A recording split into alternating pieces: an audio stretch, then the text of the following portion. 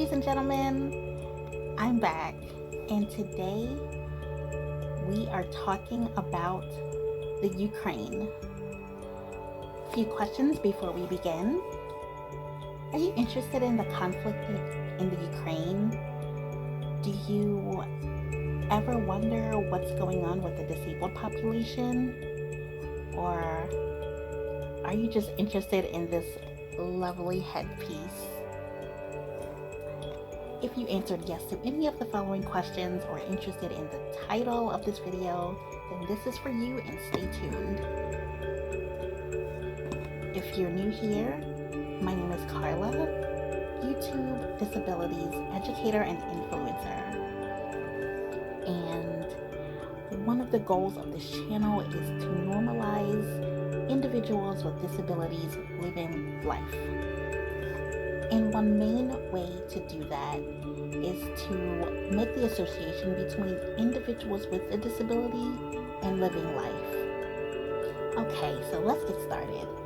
This video is going to be about the Ukraine and the conflict, but not in terms of any explanation of political agendas, conspiracy theories, or anything about, I guess, again, a breakdown of what's going on.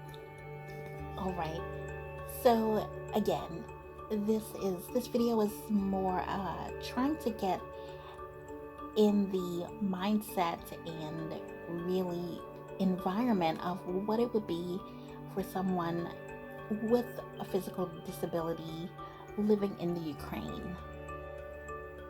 So let's get started, and let me explain a little bit about what I just said. In the Western countries, in particular America, we are bombarded with information. It comes at us via the internet, phone, computer, TV, radio. We sometimes are given too much information. And I'm so appreciative of that. Totally appreciative to be living in the United States. But that is a very westernized phenomenon. In the Ukraine and other parts of the world, information is not so readily accessible. This video is more of a forget-me-not.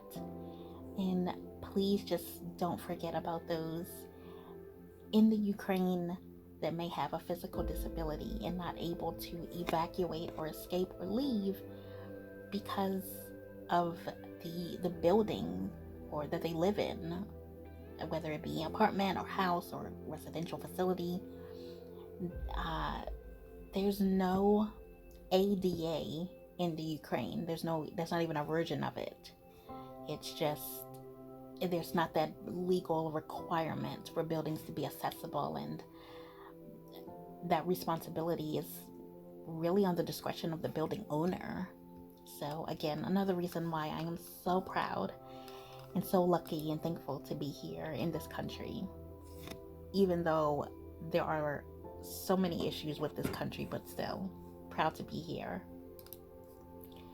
And I wanted to also stop this video, or stop that point of it, and just talk about accessibility in the Ukraine, and also some of the beauty of it as well. Why, again, to get into the mentality, or to kind of understand why people may not want to leave. There's buildings like the St. Sophia Cathedral, St. Michael's Golden Dome Monastery, and Independence Square. And when we're talking about Independence Square, it's so important to have that independence, and it's such a significant landmark of that country. And also there's a national railway company that launched its first accessible train with dedicated wheelchair space in 2021. Better late than never, right? And also there's an airport with pedestrian crossings and curb ramps that provide support for passengers with disabilities during boarding. So that's some progress, and that should be applauded and celebrated. A little bit of background on numbers and facts. So there are about 2.7 million individuals with disabilities registered in the Ukraine, and there's a para-Olympian, and his name will be on the screen, that said, "Even now, many people with disabilities stay at home, watch TV, and don't know how other people live in public." But in cities like Lviv, there are changes and more accessibility, and also a city, Vinnytsia, that's a really accessible city as well. And this is per that para-Olympian from Ukraine. And again, his name will be on the screen. So they're making strides in getting more accessible, and that's a beautiful thing. So much applause and appreciation for those progresses.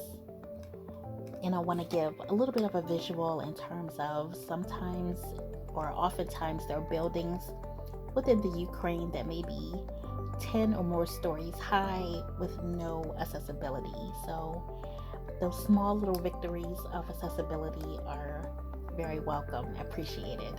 Pre-invasion or conflict for 2022, there were some health systems limitations, and it was specifically noted in a European WHO Convention, HWO, that stated that the Ukraine health needs are still on the rise, and those representing the Ukraine responded with the lack of improvements to a weak, limited system, limited disease prevention, and insufficient treatment for chronic illnesses. So they are freely admitting that there were some steps that needed to be taken, and some definite lack of resources and issues that they needed to be fixed. So now, during this conflict, elderly and disabled individuals may be receiving food and medication supplies from local volunteers. And that's such a wonderful thing to hear. However, it should be noted that those individuals are probably not trained to really help or assist these individuals. So that's kind of a call to arms and volunteers to help in those areas that may be a little bit more trained to handle those that have physical limitations.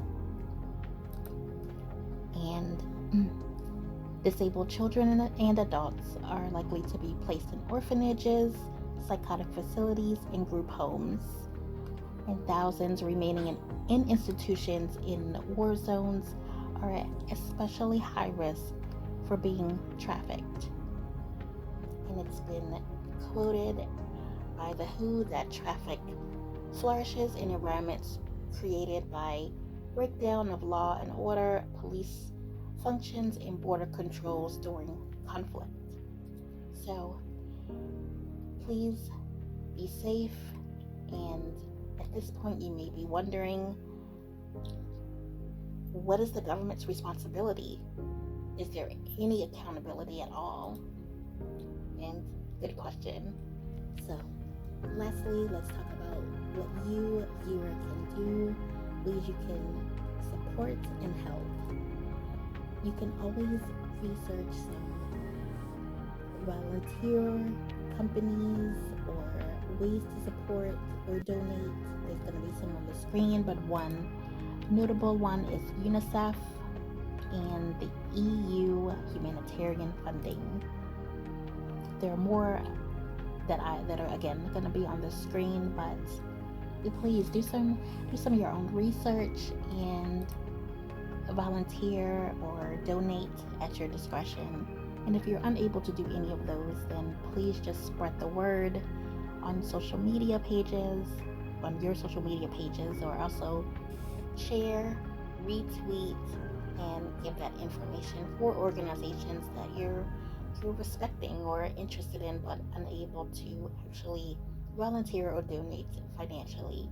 Spreading the word and getting the information to the public is also very beneficial as well. Okay, lastly, I just wanted to talk about this headpiece. I'm trying to coordinate the colors for the flag of the Ukraine, but this headpiece was just calling my name. The sunflower is the actual flower of the Ukraine and a symbol of unity and solidarity. And I've put together a little makeup look to go along with this headpiece, again to show true support for those that are physically disabled still left in the Ukraine. And I will put the link to this headpiece below. And we are basically done. So, what do you think about this video? And are you wanting to help? Is there anything you can think of to do? And this is Courageous Carla.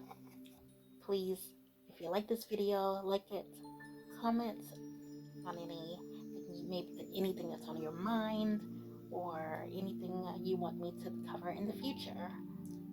Thank you so much for your viewership, and don't forget to hit the subscribe button so you can be up to date on new videos and help me grow this channel. Carpe diem the best way you can. Goodbye.